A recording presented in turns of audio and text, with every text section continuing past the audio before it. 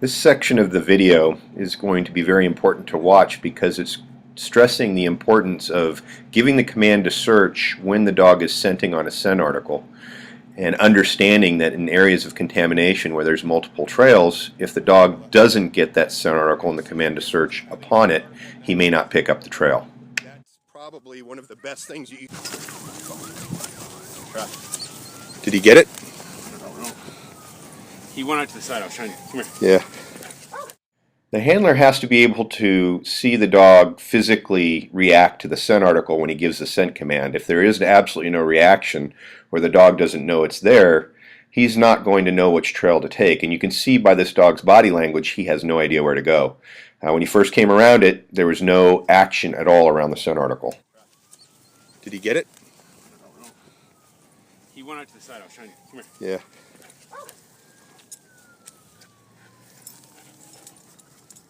There he goes. Now, Track. let him have all that leash.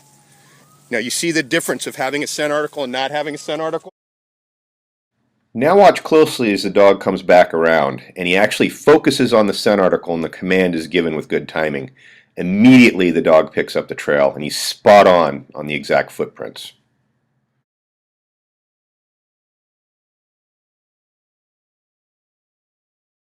You could have ever seen right there.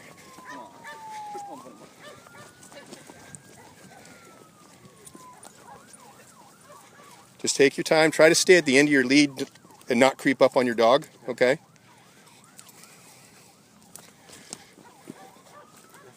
Don't worry. Just take your time. This is completely different than anything he's done so far.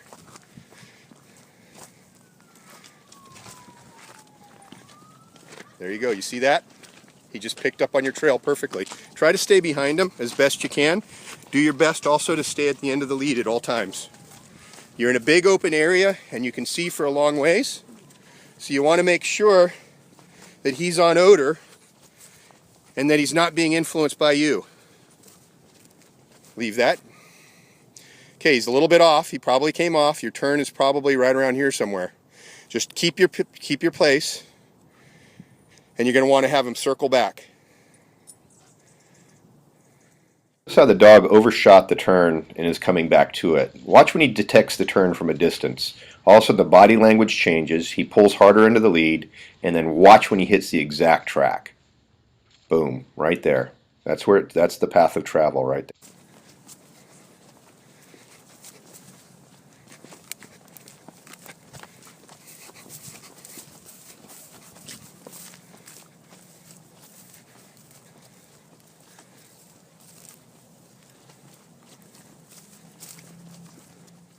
Body language come up. The dog's tail's been arched high, nose relatively low, and watch the tail drop. Look how low it goes. Look how slow he goes too. Big FBI clue this is a distraction is how the dog sticks his nose deep into the grass, and then of course the next step, which you're about to see. The key to correction is getting the correction at the moment the dog's body language change, which is right now. Tail drop, he's focusing on something else, leave it, get to work. That's your trail right there, in that direction. Follow him, let him have all that lead.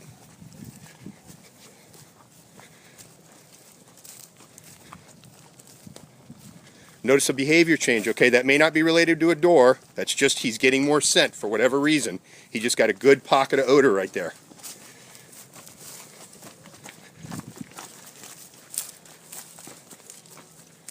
Look at how he's working this. Isn't that nice? Stay behind your dog. You're angling off to the side.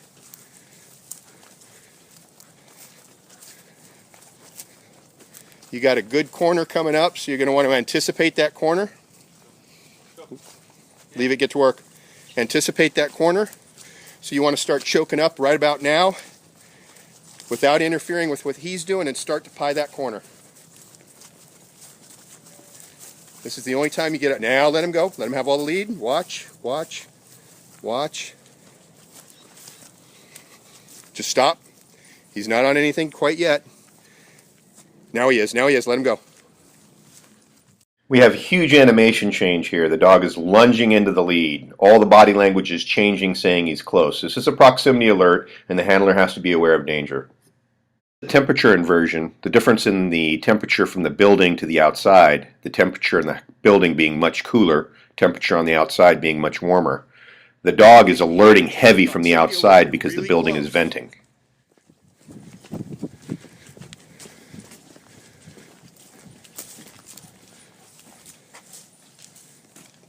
Good boy.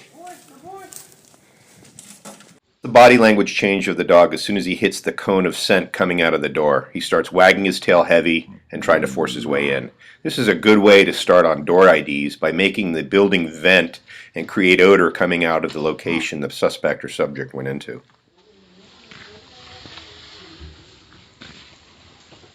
Yep.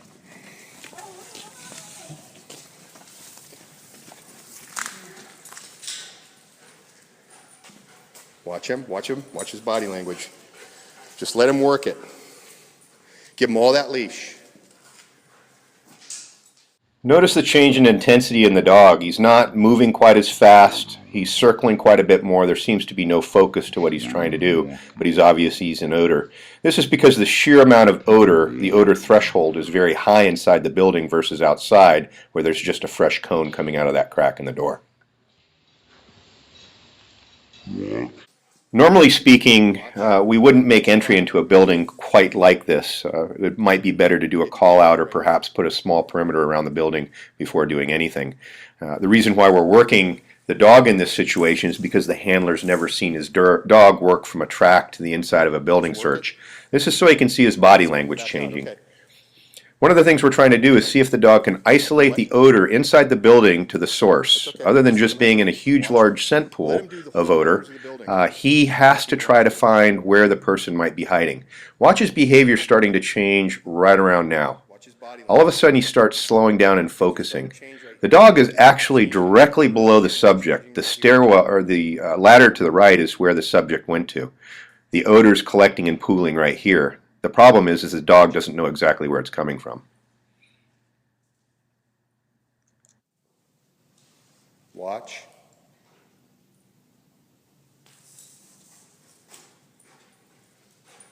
Hey, Benny, come on out to the edge. Get his attention. Get his attention. Hey, oh yeah. Throw it to him. Good boy. Woohoo! You did it!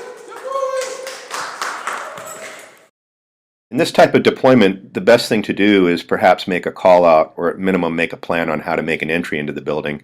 The dog should probably be deployed off lead. This way you can control your movement, observe everything that's going on. It's actually more dangerous for the dog and the handler when they're both attached to each other by the lead in this type of situation. It's actually because neither can move with any speed or decent reaction time because they're connected to each other.